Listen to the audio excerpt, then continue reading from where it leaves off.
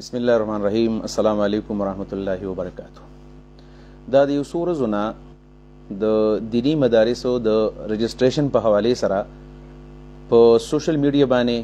او په الکترونیک میډیا باندې یو مسله چته شوې ده. ما مناسب وګڼله چې په هغه باندې منګه خپل تفسیر وکړو او د دینی مدارسو رجسټریشن څه شی دی، حقایق څه دي، څه کول پکار دی او څه کیږي. دا زما خپل یو ذاتی موقف دی. د هغې وجه دا ده چې دا دویمه ورځ ده مسلسل زمونږ بعضې سټوډنټان، بعضې عوام الناس زمونږ نه تپوس کوي چې دا مسله څنګه ده. زه کوشش کوم ما د دې په حوالې سره د مختلف شخصیاتو سره په دې کې خبرې اترې وکړلې. بیګا د سینیټر مشتاق صاحب سره هم ما وایس میسیجز باندې څه خبرې اترې شوې وي. محترم ډاکټر عطا الرحمن صاحب سره هم په دې کې څه خبرې اترې شوې وي. د هغې سره سره د جامعة الرشید د دورې حدیث یو طالب العلم د هغوی سره هم زما رابطه وشوله او ورسره د جامعة الرشید چې کوم د مفتی عبدالرحیم صاحب کوم موقف و هغه مخې ته پکې راغی. پرون د جمعیت علماء اسلام زیر اهتمام چې کوم پروګرام شوی دی کانفرنس، په هغې کې هم زیات ټارګیټډ شی چې هغه هم دا دی چې 26وي آئینی ترمیم کې د دینی مدارسو په حوالې سره خبره شوې ده او 26وي آئینی ترمیم تر 2/3 میجارټي حاصل شوی وه. سینټ پاکستان هم هغه پاس کو، قومي اسمبلی هم پاس کو، هغې ته توثیق میلاو شو. د هغې نه وروستو چې دا بل کله لاړو صدر پاکستان ته محترم زرداری صاحب ته، نو هغه دا بل ریجیکټ کو او د هغې په نتیجه کې یو ریسپانس راغی، خاص کر د وفاق المدارس العربیه پاکستان او اتحاد تنظیمات مدارسی دینی د طرف نه یو ریسپانس راغی او د هغې په حوالې سره حکومت ته یو قسم د دمکی هم ورکړلی شوله د احتجاجونو چې اسلام آباد کې به د دینی مدرسو طالب العلمان او علماء کرام کوم سټیک هولډرز دي هغوی به احتجاج کوي. راځو دې مسلې له چې دا مسله څه د حقایق څه دي. بنیادي طور باندې د دینی مدارسو چې دا کم جال دی دا خو د تقریبا د 18مې صدۍ نه کله چې دارالعلوم دیوبند، ندوة العلماء، علیګړ او سهارنپور او دا مختلف غټ غټ مدارسو او کله چې هغه ځای کې درس نظامی پړاوېدله دغه وخت نه د مدارسو یو جال په هندوستان کې خور دی. په قدیم زمانه کې او پاکستان هم چې کله جوړ شوی دی د دینی مدارسو چې کوم رجسټریشن به کېدو نو هغه به کېدو د سوسایټي ایکټ 1860، سوسایټي ایکټ 1860 د دې تحت به رجسټریشن کېدو. دا رجسټریشن چې کله کېدو په دې کې دینی مدرسو ته څه بعضې مشکلاتو، لکه په هغې کې دا وه چې یو مسله خو دا وه چې د دې رجسټریشن په حوالې سره چې کله به یو دینی مدرسه یا محتمم رجسټر کوله، یو خو به د خپل وفاق سره یعنی کم 15 وفاقات مخکې وو، اوس تقریبا 14 ته ورسېدل. انشاءالله د هغې به تذکره م وکړم، لکه رابطة المدارس اسلامیه سره، وفاق المدارس العربیه سره، السلفیه سره، الشیعیه سره یا تنظیم المدارس سره رجسټریشن وشو او د هغې نه وروستو بیا یو پراسس کېدل. د دې پروسس په دوران کې به داسې وشوله چې دا رجسټریشن به د 1860 د سوسایټي ایکټ زیر اهتمام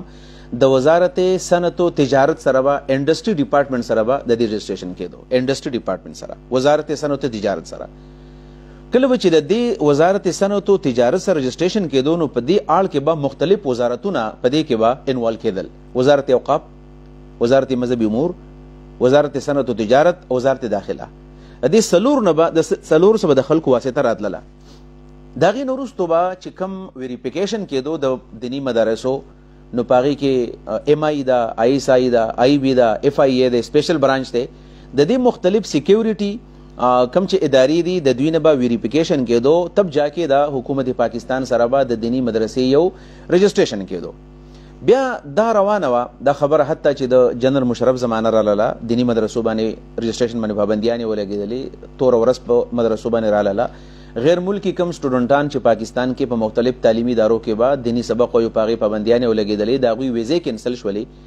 د هغې نه وروستو بیا داسې وه چې د دې تنظیمات اتحاد تنظیمات مدارس دینیه چې په دې کې بنیادي طور باندې 15 بورډونه شامل دي. یو په دې کې شامل دی رابطة المدارس الاسلامیه پاکستان چې په لاهور کې د هغوی هیډ آفس دی منصور لاهور کې، حضرت مولانا عبدالمالک صاحب حفظه الله تعالی شیخ الاسلام هغه د دې صدر دی. د جماعت اسلامی تعلیمي بورډ دی. دویم نمبر وفاق المدارس العربیه چې دا ملتان خیر المدارس ملتان کې د هغوی هیډ آفس دی او محترم تقی عثماني صاحب هغه مفتی اعظم پاکستان هغه د دې صدر دی او د دیوبند مکتب فکر بورډ دی. د هغې سره سره وفاق المدارس السلفیه چې دا د اهل حدیث مکتب فکر بورډ دی، ورسره وفاق المدارس الشیعیه چې د شیعګانو کم بورډ دی شیعګان، او 5 نمبر تنظیم المدارس چې دا د بریلوي حضراتو بورډ دی. دا 5 بورډونه د یو منظمه جوړه شوله، یو ټیم جوړ شو، یو منیجمنت جوړ شو، هغې ته اتحاد تنظیمات مدارس دینیه. د دې سټرګل او کوشش شروع کو چې منګه کله د انډسټری ډپارټمنټ سره رجسټریشن کوو او منګه رجسټریشن کوو د وزارت صنعت او تجارت سره، یو په دې کې 4 وزارتونه منسټریانې پکې انوال کیږي. د هغې سره سره مختلف ادارو نه کلیرنس پکاري، نو دا ډېر ګران کار دی. حتی چې یو کس به کله رجسټریشن مدرسې کوو ډېر لنتي پروسس په دې کلونو په دې کې ولګېدل، او مدرسه رجسټر کول ډېر ګران کار و. یو کالج او یونیورسټي رجسټر کول اسان کار و، خو مدرسه رجسټریشن ګران و. په دې وجه باندې هغوی راولګېدل او مسلسل دا محنت شروع کو چې حکومت پاکستان دا اپیل کو چې تاسو زمونږه رجسټریشن دا د وفاقي وزارت تعلیم لاندې وکړئ، یعنی مدرسې تاسو والے ان بورډ د وزارت تعلیم سره. په دې کې مسلسل محنت کېدو. د نواز شریف صاحب چې کوم 13 ټینیور دی په هغې کې هم دا محنت شوی دی. 2017 نه مسلسل محنت روانو، حتی چې کله 2019 راغی. 2019 زما سره دا معاهده د رشته دی. 2019 29 اگست 2019 کې یو معاهده وشوله، او دا خبرم زه وضاحت کومه چې دا حکومت بیا د محترم عمران خان صاحب دی، د پی ټی آی حکومت، او په هغه وخت کې چې فیډرل منسټر ایجوکیشن دی، نو د ایجوکیشن وفاقي وزیر چې دی تعلیم دا محترم شفقت محمود. عمران خان صاحب سره دا وفد ملاو شو د اتحاد تنظیمات مدارس دینیه مشران. پاکي کم کسان دي چې هغوی په دې معاهده باندې دستخط کړی دی، نو زه هغه نومونه هم تاسو ته علمه ما ځان سره ولیکل چې په هغې کې دا دي محترم تقی عثماني صاحب دی، محترم حنیف جالندری صاحب، دا دواړه د وفاق المدارس العربیه، محترم منیب الرحمان صاحب مفتی اعظم پاکستان کوم چې د سابقه رویت هلال کمیټې چیرمین، محترم بریلوی حضراتو مشر دی، پروفیسر ساجد میر صاحب اهل حدیث، محمد یاسین ظفر اهل حدیث، مولانا عبد المالک صاحب رابطہ المدارس جماعت اسلامی، محترم عبد المصطفیٰ ہزاروی صاحب تنظیم المدارس بریلوی، محترم ڈاکٹر عطاء الرحمان صاحب حفظہ اللہ جماعت اسلامی پاکستان رابطہ المدارس، محمد افضل حیدری صاحب وفاق المدارس شیعہ، او داغه سره محترم عادل صاحب هم پدې کې دی، خو داغه ساين پدې معاهده لا نشته دی. داغه سره شفقت محمود صاحب منسٹر ایجوکیشن، او ارشد مرزا صاحب وفاقي سیکرټري ایجوکیشن. د دې کسانو پدې معاهده باندې باقاعده ساين دی، دسخطي پدې باندې شوی دی. پدې کې دا فیصله وشوله مدارس رجسټریشن کې دی الف با پا تا او جیم، دا تقریبا 15 نقطې دي چې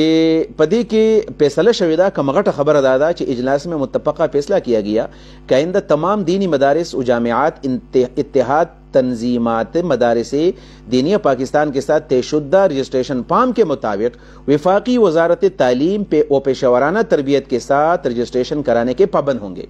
اس مقصد کے لیے پلان خبرې دي، خدا بنیادی خبره ده پدې کې چې وفاقي وزارت تعلیم لاندې به رجسټریشن کیږي. دا هغه فیصله وه چې پدې باندې تقی عثماني صاحب بړومبی دستخط دی، بیا پسې د قاری حنیف صاحب دستخط دی، بیا د منیب الرحمان صاحب دی، بیا د ساجد میر صاحب دی، بیا د یاسین ظفر صاحب دی، محترم عبدالمالک صاحب دی، او مسلسل پسې دا سیګنیچر وشولې د شفقت محمود صاحب او د مرزا صاحب، دا دستخط پدې باندې وشولې.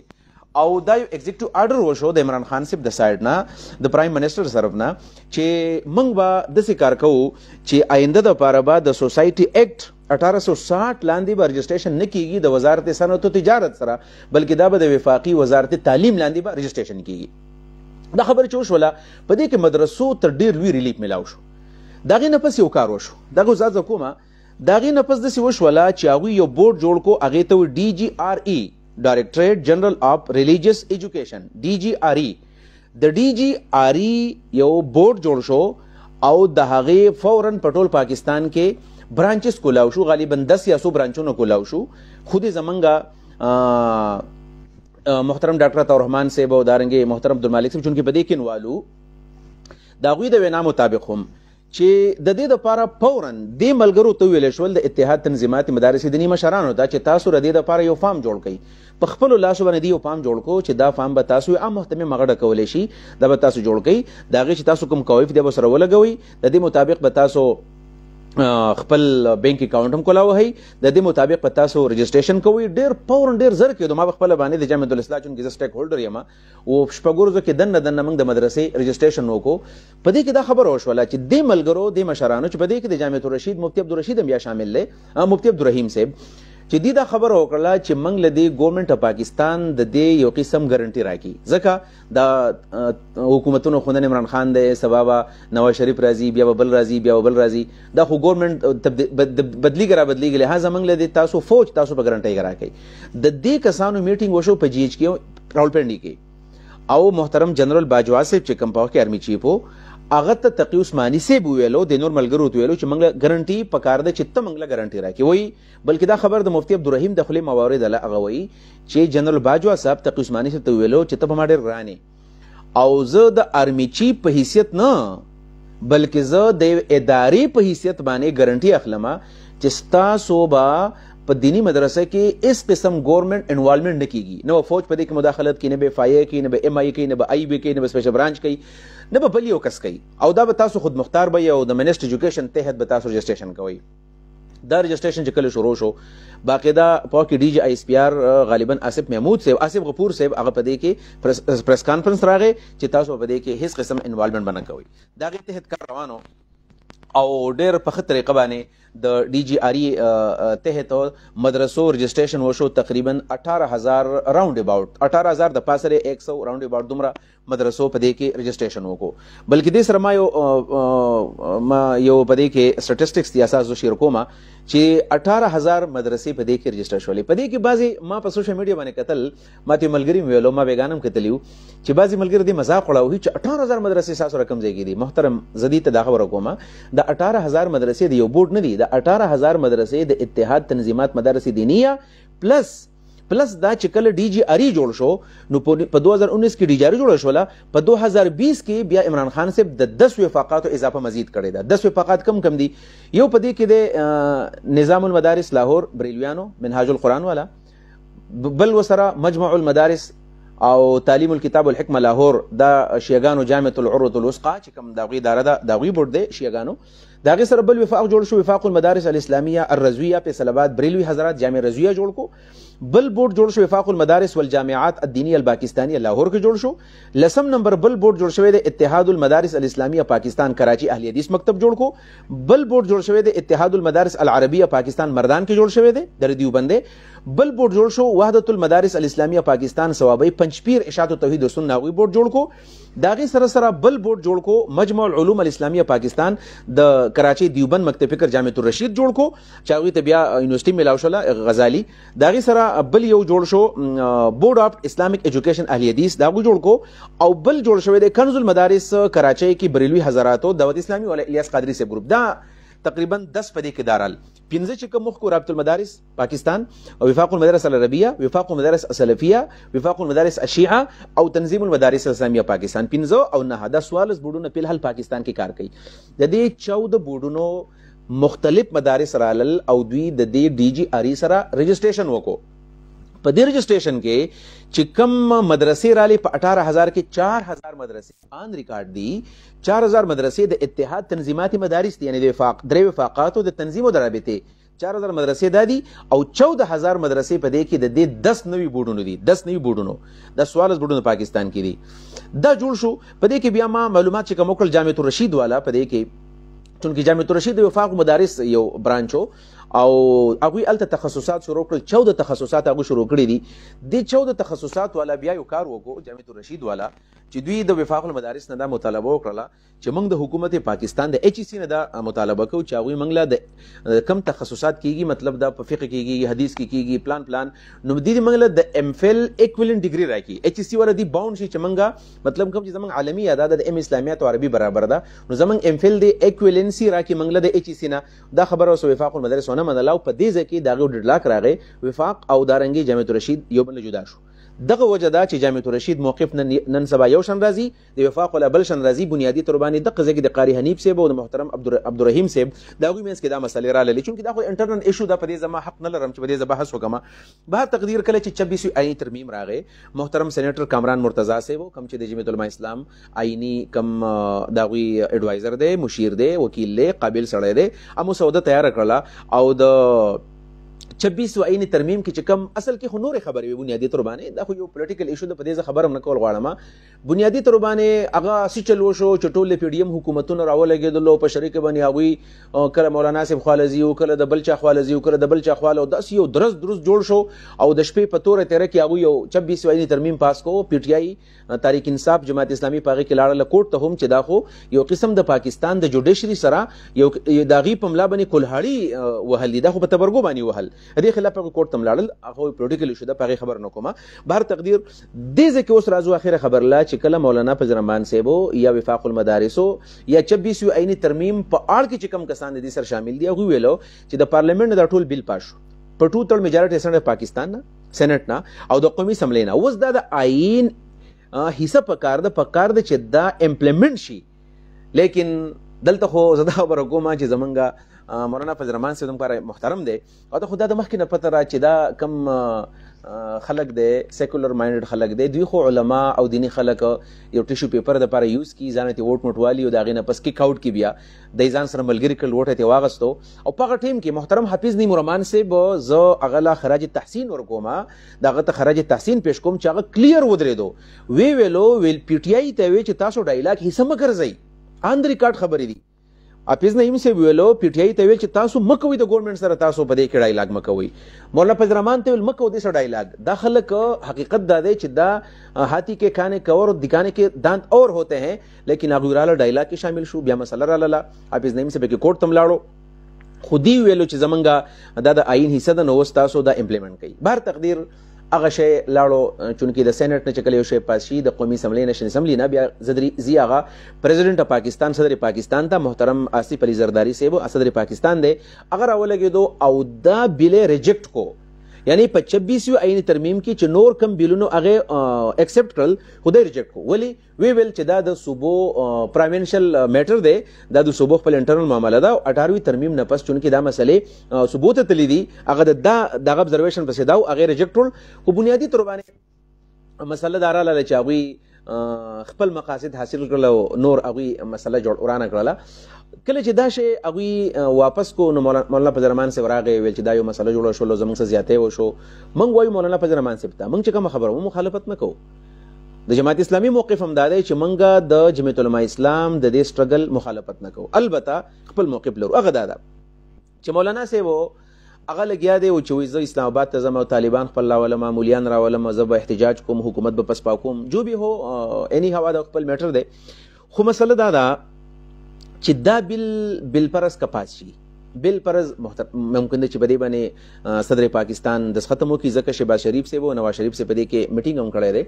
نو که دا پاس شي، په دې کې به څه وشي، په دې کې به داسې وشي، دا کم 18,000 مدرسې بشمول زما مدرسه جامعة الاصلاح چې زه سټیک هولډر یم، دا مدرسې د دې رجسټریشن به په 6 میاشتو کې دنه به د دې باونډ چې دا به کینسل کېږي. 18,000 مدرسو په دې چې څومره پراسس شوي دي، ډي جي آر ای جوړه شوې ده، دا به کینسل شي. بلکې دا چې کوم د اوس کوم ترمیم دی، دا آئینی ترمیم کوم 26 آئینی ترمیم راغلی دی، نو په هغې کې دا خبره باقاعده موجود ده په دې اکټ کې چې په دې کې به 6 میاشتې کې دنه به دا ختمیږي. بیا به داسې وشي چې بیا به په یو کال کې دنه دا 18,000 مدرسې ورالېږي او دی به واپس د انډسټري ډپارټمنټ رجسټریشن کوي، ځکه چې کله دا لا او دا قانون کله امپلیمنٹ شي، نو بیا به د 18,000 مدرسو دا رجسټریشن به کینسل شي، واش به شي په 6 میاشتو کې دنه within 6 months او within 1 year به داسې کار کوي چې واپس به دی بیا کوي واپس د انډسټري ډپارټمنټ په هغه ځای کې سوسایټي ایکټ 1860 اوس سوسایټي ایکټ 2024 تحت به دا کېږي رجسټریشن واپس.